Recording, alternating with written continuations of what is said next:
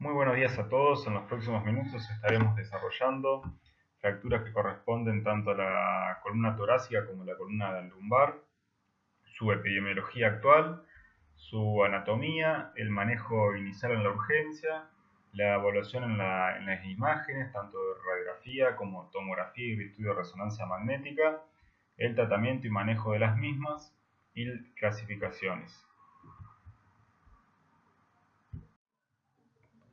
En lo que respecta a su epidemiología actual, y evaluando los siguientes gráficos, podemos observar que la causa más frecuente de dicha patología son los accidentes de tránsito a la cabeza, seguido por las caídas principalmente en personas de mayor edad. Lo siguen las heridas por armas de fuego y en última instancia traumatismos en deporte, principalmente como puede ser el rugby o el automovilismo en traumatismos de alta energía. Dentro de estas causas podemos evaluar que principalmente afecta a hombres y dentro de ellos, por ser el accidente de tránsito la causa más frecuente, hombres entre 20 y 30 años de edad.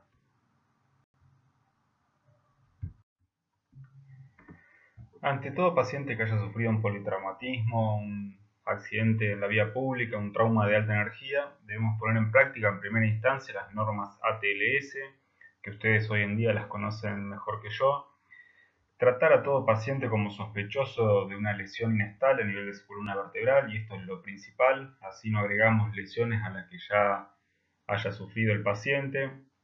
Mediante el manejo, el movimiento en bloque del mismo, el uso de collar rígido, Filadelfia y la tabla raquídea. Y por último, no menos importante, el uso de los antirrotadores a nivel de la columna cervical para evitar cualquier movimiento de rotación a nivel de la misma. Un poco siguiendo con lo que hablamos en la diapositiva anterior, estas son imágenes del manejo inicial de los pacientes. Remarcar que a cualquier paciente se lo trata como un potencial sospechoso de una lesión inestable a nivel de su columna vertebral. Para esto, la inmovilización y el manejo en bloque, volvemos a repetir. Inicialmente depende de la situación del paciente, se puede usar tablas cortas para el retiro del mismo, con posterior uso de la tabla raquídea, la tabla larga. Y tengan en cuenta que el collar blando, llamado collar de Jans, no sirve. El indicado y el que está autorizado y bajo las normas es el collar rígido de Filadelfia. Siguiendo con la epidemiología, y para poder hablar de la misma debemos diferenciar a la columna vertebral en distintos sectores. Tenemos la columna cervical alta, que abarca de los cóndilos occipitales más C1 y C2, la columna cervical baja de C3 a C7, seguido por la columna torácica, la cual implica las vértebras T1 a T10, seguido por la zona toracolumbar, una de las más importantes, y ya estaremos desarrollando en la próxima diapositiva. Es la principal afectación a nivel de las fracturas, se produce en dicha zona, una de las más frecuentes. Ya hablaremos de por qué.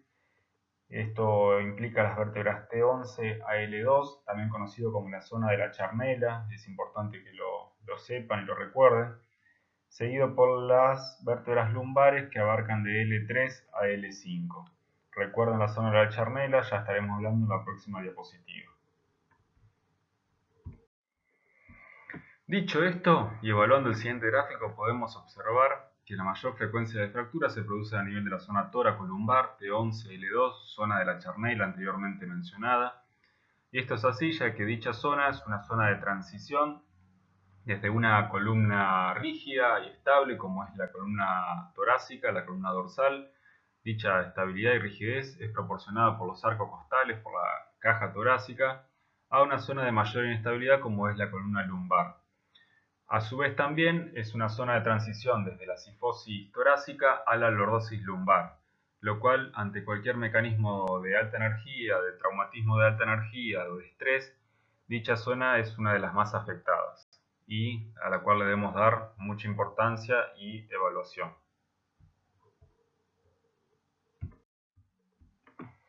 Haciendo un breve repaso de la anatomía, podemos observar tanto las vértebras torácica como las vértebras lumbares presentan estructuras similares, conformadas por un cuerpo vertebral a nivel anterior, del cual nace un arco posterior, del cual están unidos a través de los pedículos.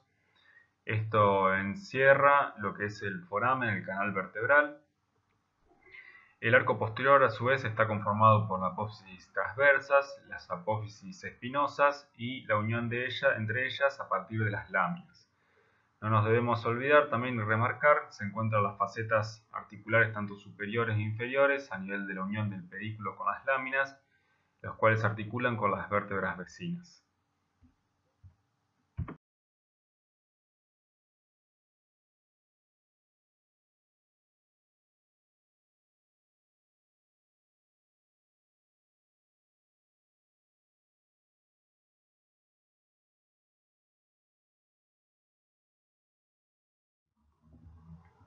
Cuando ingresa un paciente al centro de atención con sospecha de patología de fractura a nivel de la columna vertebral, una vez hecho la evaluación física, el examen físico, y al momento de solicitar estudios por imágenes, lo primero a solicitar es el PAR radiográfico, lo cual está al alcance de cualquier establecimiento. Se trata de un frente y un perfil de columna vertebral. En el perfil lo que buscaremos principalmente, evidenciaremos, es el diámetro anteroposterior de los cuerpos vertebrales, el contorno y la alineación entre los mismos, que sean simétricos entre sí, lo mismo con la alineación de las apófisis espinosas contiguas. También podremos buscar desplazamiento de fragmentos intracanal, lo cual a veces suele ser medio dificultoso, se suele sacar mayor provecho en estudios de mayor complejidad como la tomografía y la resonancia magnética, que ya estaremos viendo. Y por último y no menos importante es también evaluar las partes blandas, buscando columna de aires y hematomas que podemos llegar a encontrar en ellos.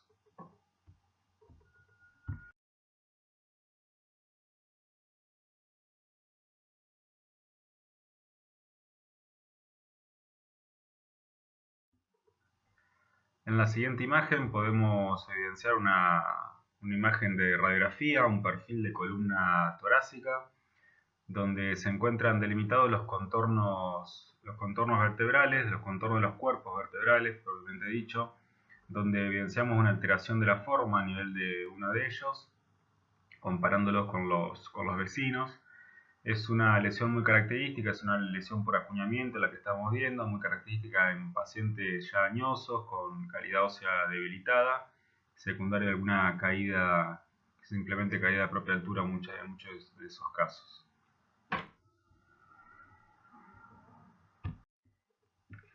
Pasando a la proyección de frente en la evaluación radiográfica, también proyectaremos líneas buscando la alineación entre las apófisis espinosas de vértebras vecinas, la simetría y distancia entre pedículos del mismo cuerpo vertebral, de una misma vértebra, como evidenciaremos en la siguiente diapositiva, y una vez más la forma y el contorno de los cuerpos vertebrales, buscando alguna alteración a nivel de los mismos.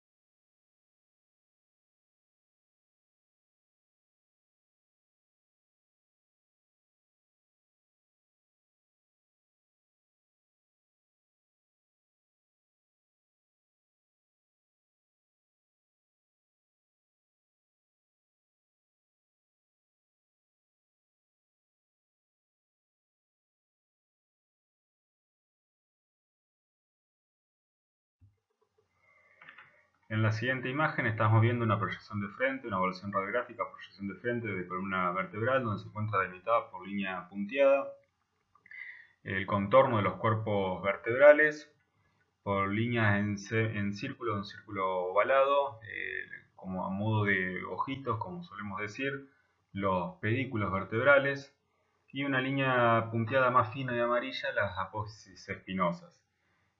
Así, dicho esto, podemos evidenciar distintas alteraciones a nivel de la estructura de los mismos, como puede ser en la vértebra que se encuentra en el medio de las remarcadas. Podemos ver un ensanchamiento de los pedículos, ¿sí? y un colapso, una caída a la altura del cuerpo vertebral, lo cual nos puede estar haciendo evidenciar una fractura a nivel de la misma, lo cual lo vamos a correlacionar con el par radiográfico, con el perfil radiográfico y estudios de mayor complejidad. También es importante remarcar la zona donde se encuentra esta lesión, parece ser la zona de transición, como habíamos dicho anteriormente, y es bueno recordarlo, la zona de la charnela, lo que corresponde a la zona de la toracolumbar, ¿sí? De T11 a L2.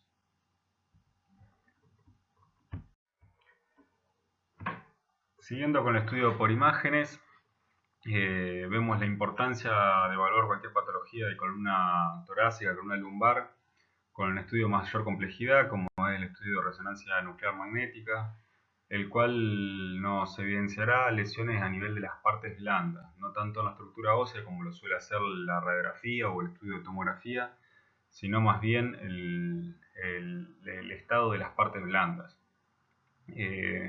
Con partes blandas hacemos referencia, podemos evidenciar cualquier lesión a nivel del disco intervertebral y principalmente alguna alteración a nivel de la médula espinal, la injuria de la misma. Como podemos ver en estas imágenes, un corte sagital de estudio de resonancia nuclear magnética, un corte sagital de columna vertebral. A su izquierda lo que tenemos es una secuencia T2, vemos los discos intervertebrales y el canal medular hiperintenso, y a la derecha una secuencia T1. Como podemos ver, a nivel de la secuencia T2, a su izquierda, es la ocupación del canal medular y la injuria del mismo, y a posterior se puede ver una hiperintensidad, una imagen de edema, de injuria del complejo ligamentario posterior, lo cual nos hace referencia a una lesión del mismo y a una inestabilidad de dicha lesión, como ya estaremos viendo en las clasificaciones en las diapositivas que siguen. Y por último, y siguiendo con la evaluación por imágenes, lo que podemos solicitar y evaluar en estas patologías es la evaluación por tomografía computada multislice, multicorte. En las tomografías lo que evaluaremos es estructura ósea, ¿sí? El contorno, la forma, la estructura ósea, no así las partes blandas. La solemos solicitar cuando queda alguna duda en la evaluación radiográfica y para mayor evaluación, ¿sí? En estas imágenes podemos ver cortes sagitales y cortes axiales, ¿sí? De columna vertebral, donde se puede evidenciar una alteración, ¿no? En la forma, en el contorno, una alteración en la forma a nivel del cuerpo vertebral de L2. Justamente una vez más haciendo mención a la zona de la charnela, la zona de transición, zona toracolumbar, zona T11, L2.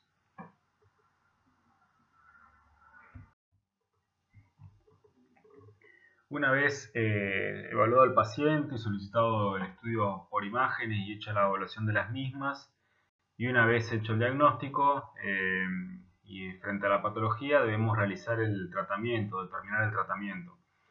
Y como en toda la traumatología tenemos dos tipos de tratamiento, un tratamiento incruento, con analgesia, con el uso de ortesis, de fajas ballenadas, de corset toracolumbo-sacro, como el que estamos viendo a la izquierda. Este es un tratamiento para lesiones estables, las cuales ya las vamos a estar definiendo en las próximas diapositivas en base a una clasificación y unos criterios de puntuación que se utilizan.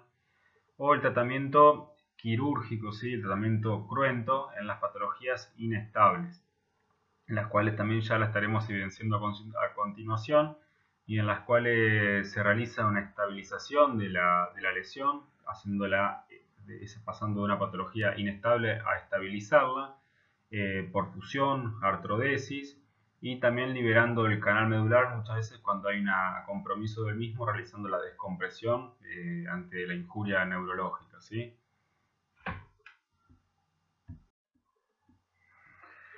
Bueno, como resolución a la problemática planteada en la diapositiva anterior sobre qué lesiones son estables o cuáles son inestables, a cuáles le voy a hacer tratamiento conservador con analgesia y ortesis y a cuáles las voy a tratar quirúrgicamente y las voy a estabilizar, nos basaremos en la siguiente clasificación, la clasificación de TLIX, que surge en el año 2016. Esta clasificación surge a partir de la clasificación de Vaccaro, realizada en el 2005, Vaccaro con B corto y doble C si la quieren buscar. Dicha clasificación, la clasificación de TLIX, se basa en una sumatoria de puntos en cuales tiene en cuenta la morfología de la lesión, la integridad del ligamento, del complejo ligamentario posterior, el cual, como ya dijimos anteriormente, recuerden, lo evidenciamos en el estudio de resonancia nuclear magnética, y en el estado neurológico del paciente, el que evaluamos en la evaluación clínica, en el examen físico del paciente. Todo esto nos dará una sumatoria de puntos y en base a esos puntos determinaremos que tres puntos o menos, ¿sí? Haremos un tratamiento, si tenemos una sumatoria de 3 puntos o menos, haremos un tratamiento quirúrgico, perdón, un tratamiento incruento, un tratamiento conservador, ¿sí? Como ya mencionamos, con sintomático, con ortesis. Ortesis me refiero a faja ballenada, corset, toracolumbo-sacro o dependiendo de la lesión.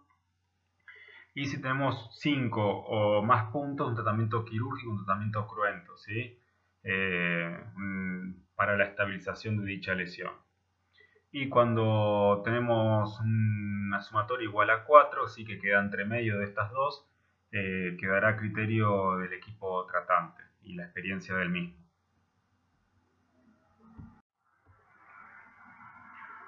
Bueno, siguiendo con la clasificación de estas lesiones y ya como para ir finalizando con esta sección, tenemos la clasificación AO que surge en el año 2013, la clasificación de la AO Spine, la pueden encontrar así, en la cual se basa en una clasificación morfológica, la que nos divide las lesiones en tipo A, tipo B y tipo C, que estaremos viendo a continuación.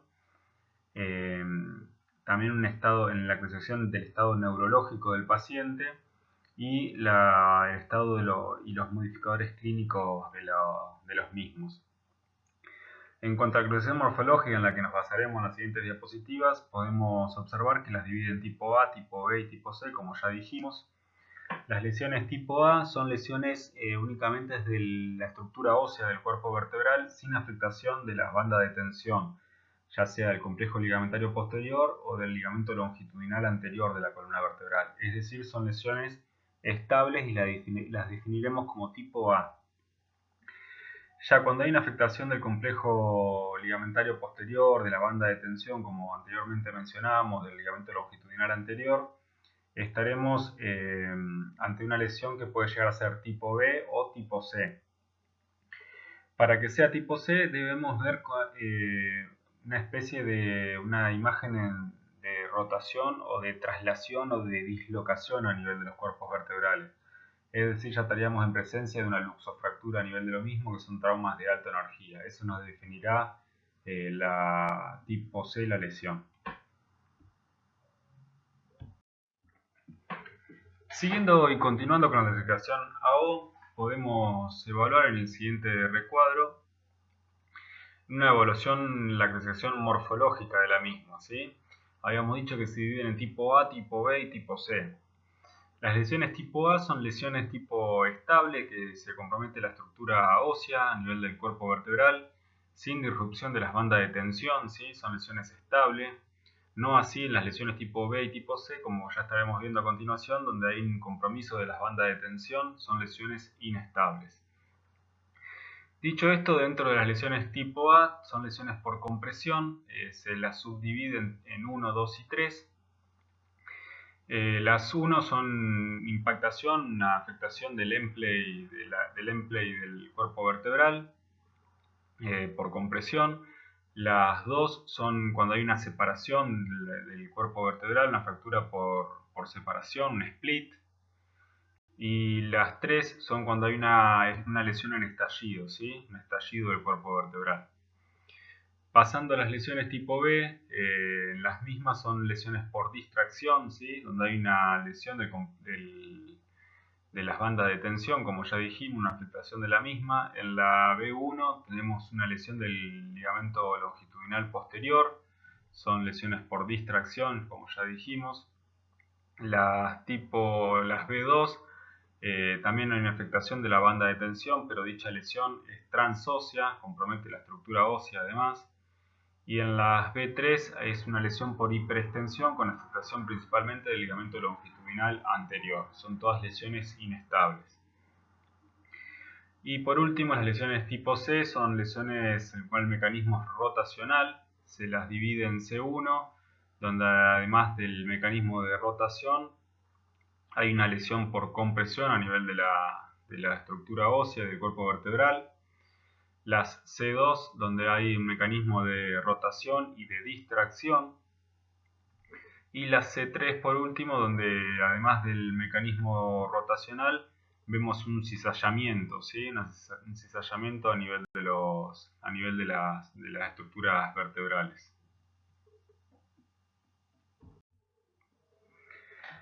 La anterior clasificación, la clasificación morfológica de la Auspein, se desprende este recuadro, el cual nos da ciertas pautas, ¿sí?, de tratamiento, dependiendo del tipo de lesión y de la subdivisión del mismo, como ya estuvimos viendo. Aquellos recuadros un poco más claros, ¿sí?, de una tonalidad más clara, son plausibles de tratamiento conservador, tratamiento no quirúrgico, y aquellos del cuadro más oscuro son de tratamiento quirúrgico, ¿sí? Hay que estabilizar esas lesiones, ya sea por vía anterior o por vía posterior, lo cual excede a esta clase.